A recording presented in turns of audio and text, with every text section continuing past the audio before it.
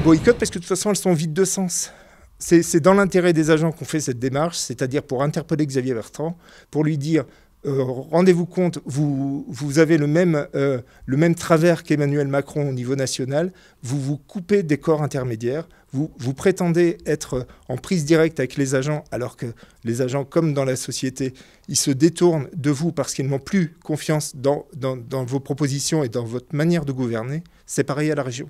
Le président de région dit commencez à discuter avec le DGS, le directeur général des services, on se verra après.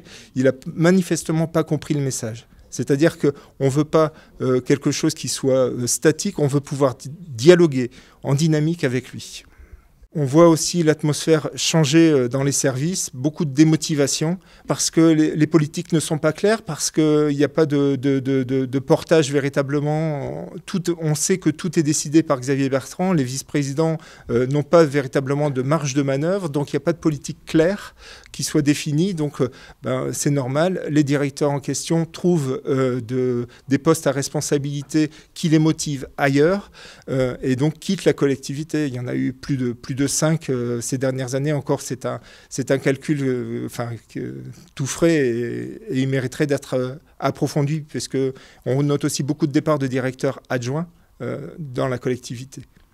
Le dialogue social, il est vide de sens en fait pour Xavier Bertrand. C'est-à-dire que dès qu'on l'a rencontré le 9 février, il a dit « Moi je discute avec les agents, personne ne m'interdira de discuter avec les agents et vous avez Brigitte Fourré pour discuter avec vous ».